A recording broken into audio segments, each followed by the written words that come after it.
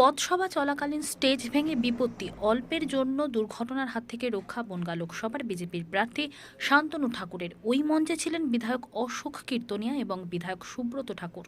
রবিবার সন্ধ্যায় ঘটনাটি ঘটে গোবরডাঙ্গা পিকোলা মোড় এলাকায়। বনগাঁ লোকসভার বিজেপির প্রার্থী শান্তনু ঠাকুরের সমর্থনে একটি মিছিলের আয়োজন করা হয় গোবরডাঙ্গা এলাকায়। মিছিল শেষে স্টেজে উঠে বক্তব্য রাখতে গিয়েই ঘটে এই বিপত্তি। ইতিমধ্যে সেই ছবি ভাইরাল। বিধানসভা কেন্দ্রের প্রার্থী অশোক কীর্তনিয়া স্বাগতম।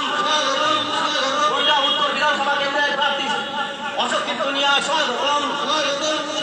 গাইঘাটা বিধানসভার প্রার্থী সুব্রত ঠাকুর স্বাগতম।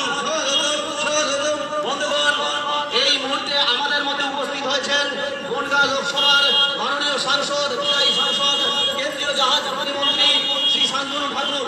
সমগ্র গোবরডাঙ্গাবাসীকে আমরা ভারতীয় জনতা পার্টির তরফ থেকে আন্তরিক উষ্ণ অভিনন্দন জানাচ্ছি। ভারতীয় জনতা পার্টি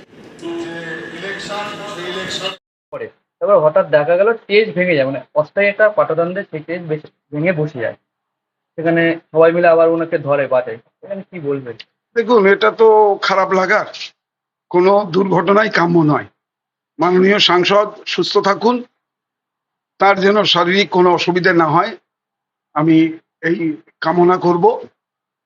রাজনীতির জায়গায় আমরা বাংলার উন্নয়নকে সামনে রেখে মমতা ব্যানার্জির নেতৃত্বে আমরা ভোটে প্রচার করে চলেছি। অভিষেক ব্যানার্জির লড়াইকে সামনে রেখে আমরা এগিয়ে চলেছি।